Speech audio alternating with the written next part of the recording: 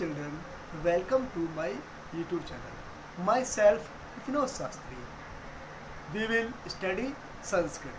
बच्चों, आज हम संस्कृत में अष्टवें पाठ है, 8वां पाठ पढ़ने जा रहे हैं जिसका नाम है अमूल्य समय. बच्चों, हमारे जीवन में समय बहुत ही कीमती है, बहुत ही अमूल्य है. बिना समय के कुछ भी कार्य संभव नहीं है. बच्चों, हमें समय के अनुसार ही काम करना होता है. अगर हम समय का ध्यान नहीं रखेंगे, समय का सम्मान नहीं करेंगे तो हम कभी भी जीवन में सफल नहीं होंगे. बच्चों, इस पाठ में समय के बारे में बताया गया है. हम थोड़ा सा कुछ संवाद, समय के ऊपर संवाद पढ़ने जा रहे हैं. उससे आपको पता चलेगा कि समय कितना अमूल्य है और समय का ध्यान कैसे रखा जाता है.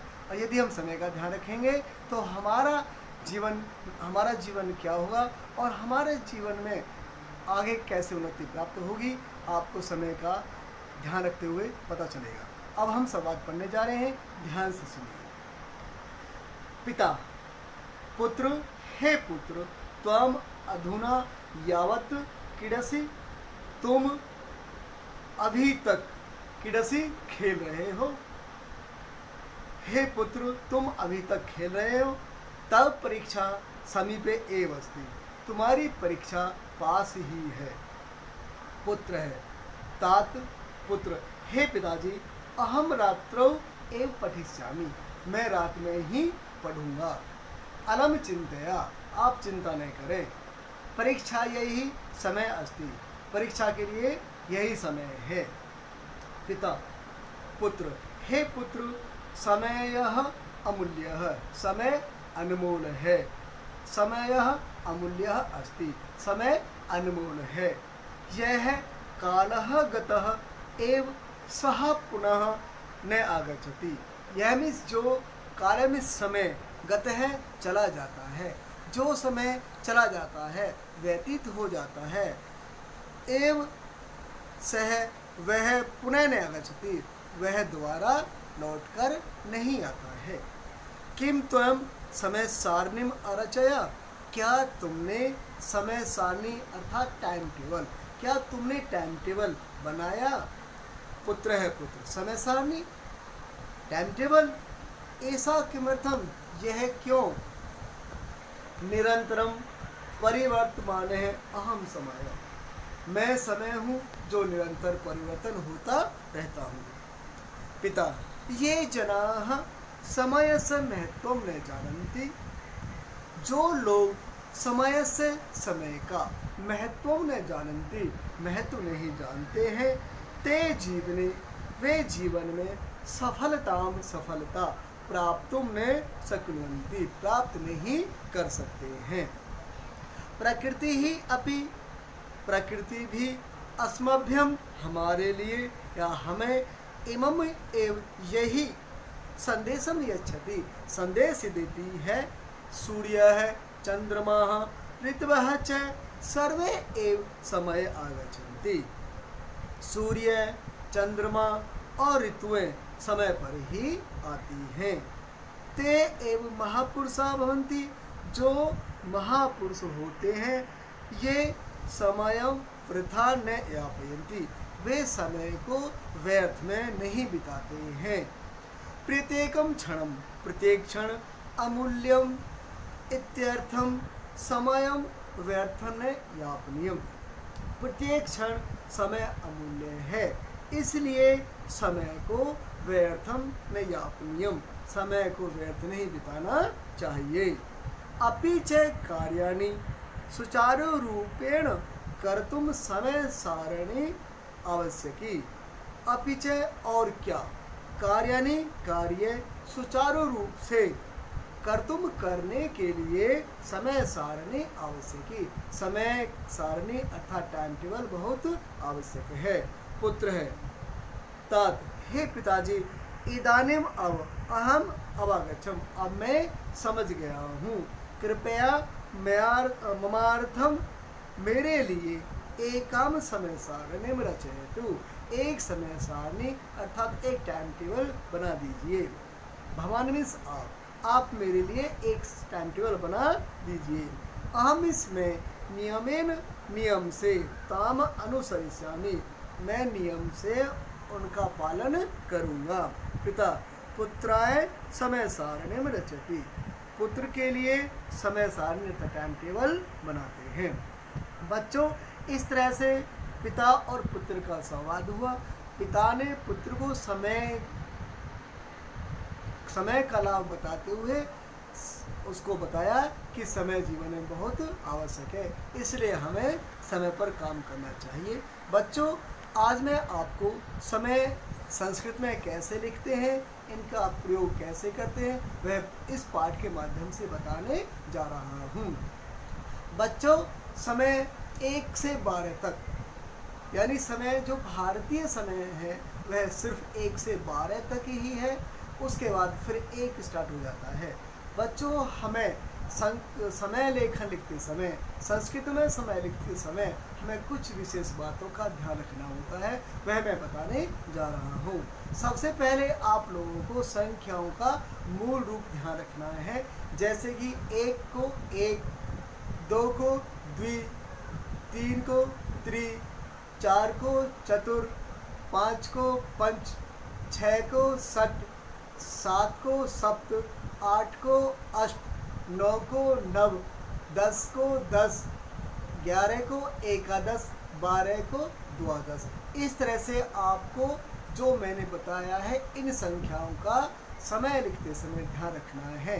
दूसरी बात, बच्चों, हमें बजे के लिए संस्कृत में वादनम का प्रयोग करते हैं। वादनम का अर्थ होता है बजे। तो जो मैंने आपको समय अभी बताया था, जो संख्याएं मैंने अभी आपको बताई थी, उन संख्याओं के साथ आपको पीछे संख्या के पीछे वादनम जोड़ना है। वो कैसे? जैसे मैंने बोला था 1, तो आपसे पूछा जाए कितना बज रहा है, तो आपने बताया 1 बजे, तो संस्कृत में लिखोगे। बच्चों, संस्कृत की 1 की संस्कृत 1 हो गई और बजे की संस्कृत मैंने बताई थी वादनम, तो इन दोनों को जोड़ दो तो बच्चों क्या बन गया? 1 वादनम। ऐसे ही द्विवादनम 2 बजे, ऐसे ही त्रिवादनम 3 बजे, ऐसे ही चतुर्वादनम 4 बजे। बच्चों, चतुर्वादन में आपको एक विशेष बात याद रखनी है। जो चतुर का रे है वह हलंत है, वह वर्ण हलंत है, तो आपको वह वर्ण चतुर, और जो वादनम है वो रे जो है वो वह के ऊपर आएगी, तो क्या बन गया? चतुर्वादनम। ऐसे ही उससे आगे पंचवादनम, षटवादनम, सप्तवादनम, अष्टवादनम, नववादनम, 10 वादनम, एकादश वादनम, द्वादश वादनम।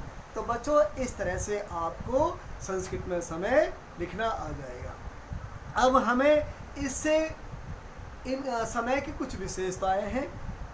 वे विशेषताएं क्या क्या है, ध्यान सुनिए। अभी जो आपने सीखा वो पूर्ण समय सीखा है।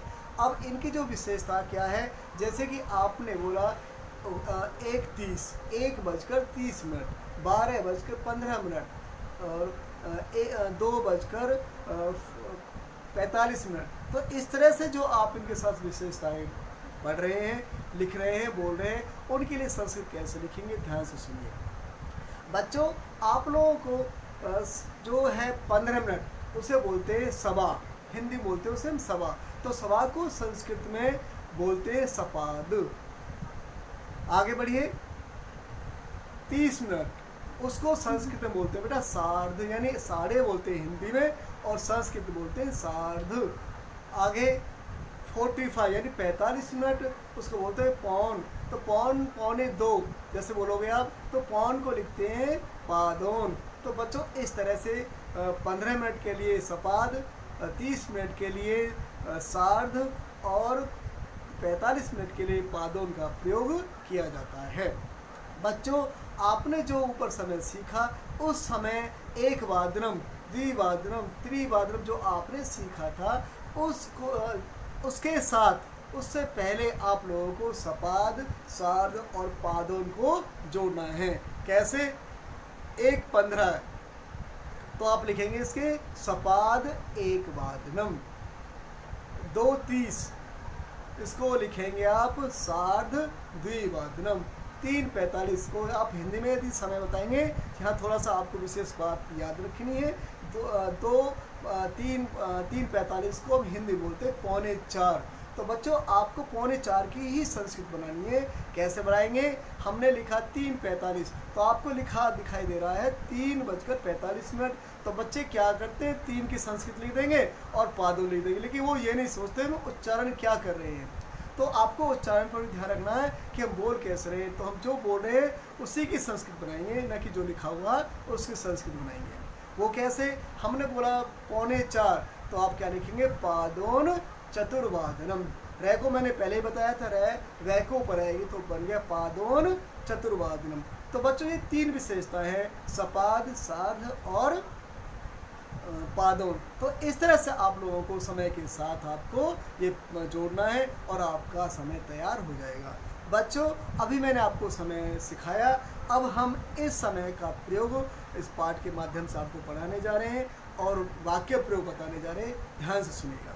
आपको एक बात पाठ पढ़ने से पहले एक बात बताने जा रहा हूँ कि यदि हम समय को वाक्य में प्रयोग करेंगे तो एक ही मात्रा का प्रयोग करेंगे, वादने। जैसे कि वह 10 बजे पढ़ रहा है तो सह 10 वादने पठति। परंतु यदि आप इसे वाक्य से पृथक, वाक्य से अलग हटकर लिखेंगे तो आपको एक ही मात्रा नहीं लगानी, आपको मैं लगाना है, वादनम। जैसे द्विवादनम।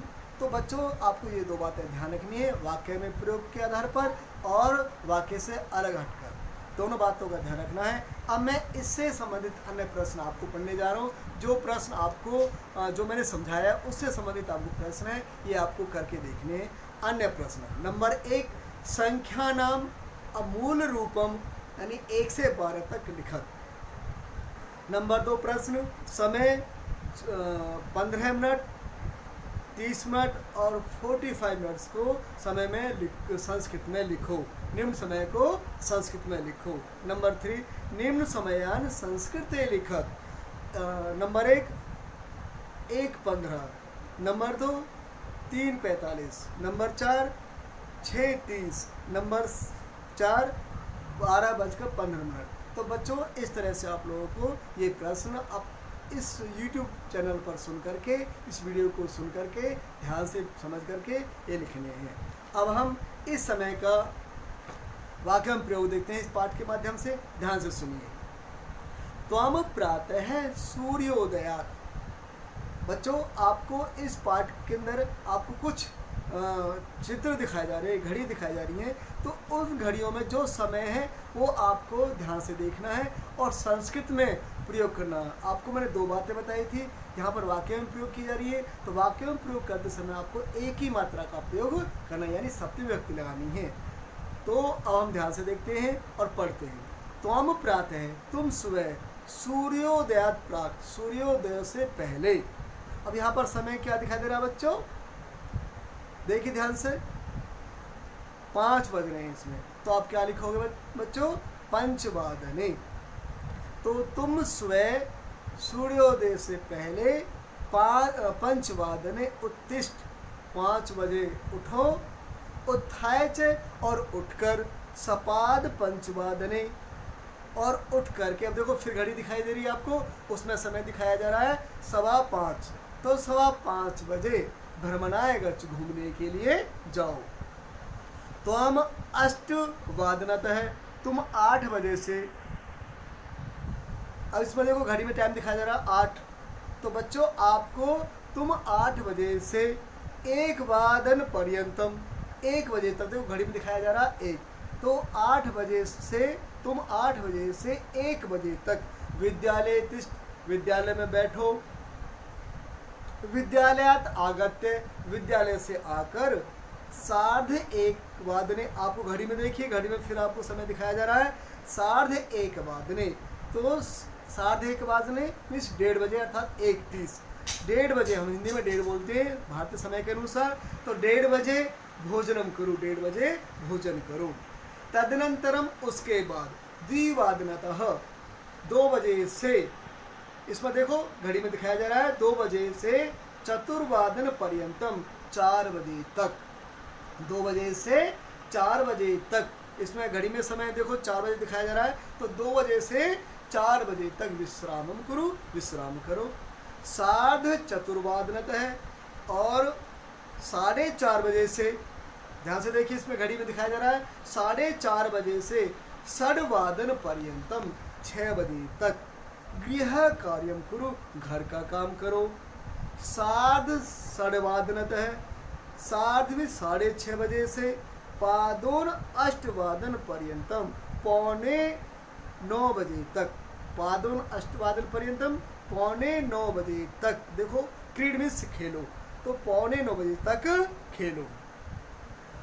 अष्टवादने और 8 बजे पर, 8 बजे रात्रो भोजन खा, 8 बजे रात्रि में भोजन करो।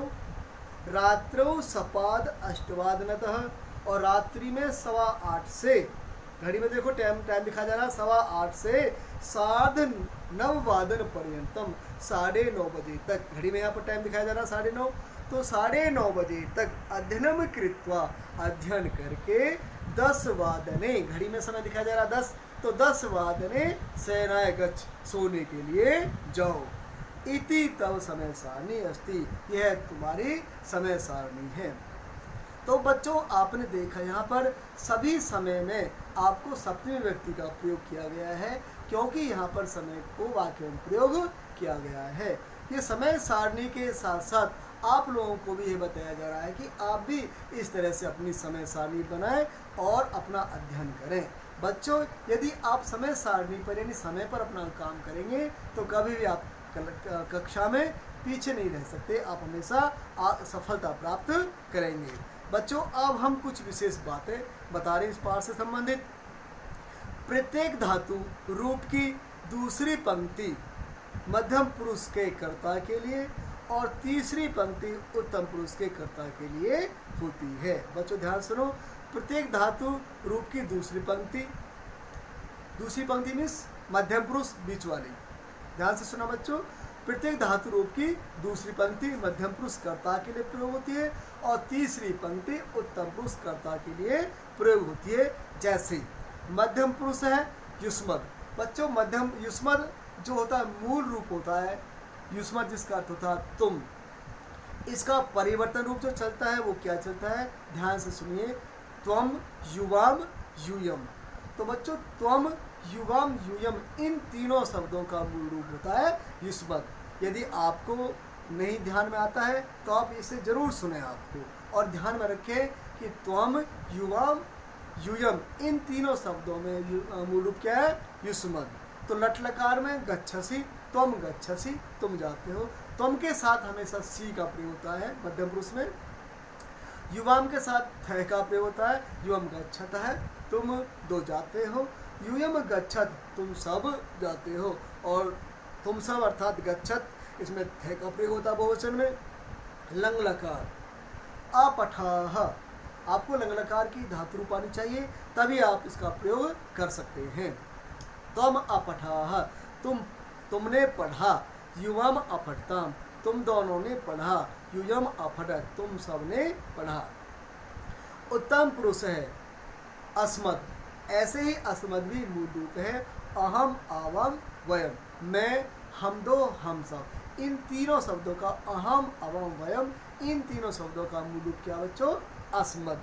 तो लट लकार में क्या बनता है, गच्छामी, अहम गच्छामी। हमेशा उत्तम पुरुष में आमी का ही प्रयोग होता है, कोई भी धातु कहना हो। तो अहम गच्छामी, मैं जाता हूँ। आवाम गच्छावह है, द्विवचन में आवय का ही प्रयोग होता है, हम दोनों जाते हैं। वयम गच्छामि, हम सब जाते हैं। ये तो हो गया लट लकार। अब लंग लकार देखिए, अपठम, अहम अपठम, मैंने पढ़ा। आवाम अपठाव, हम दोनों ने पढ़ा। वयम अपठाम, हम सब ने पढ़ा। तो युष्मद एवं अस्मद शब्द रूपों में संबोधन नहीं होता है। इन दोनों के रूप परिशिष्ट में देखिए, परिशिष्ट अर्थात जो शब्द रूप है उनमें देखिए। शब्दकोश, सपाद सभा, यानी 15 मिनट को सपाद पहले बता चुका, मैं पुनरावृत्ति करने जा रहा हूँ शब्दकोश के माध्यम से। तो 15 मिनट सपाद सभा, 45 मिनट पादोन यानी पौने, समय सारणी टाइम टेबल, वृथा बेकार, पर्यंतम तक, 30 मिनट सार्ध यानी साढ़े, जिसे आधा कहते हैं, परीक्षा यही परीक्षा के लिए, शक्नुवन्तु शक्नुवन्ति समर्थ होते हैं, यापनियम बिताना चाहिए, सेनाएं सोने के लिए। तो बच्चों इस तरह से मैंने आपको इस पाठ के साथ साथ मैंने आपको समय लेखन का भी ज्ञान कराया है। अतः मैं आपसे आशा करता हूँ कि आप इस समय को और इनसे संबंधित प्रश्नों को बड़े ध्यान से करेंगे और कम से कम आपको 20 उदाहरण आपको समय लेखन के स्वयं अपनी तरफ से आपको उत्तर पुस्तिका में लिखने हैं और फ़ोन पर सेंड करनी है। धन्यवाद।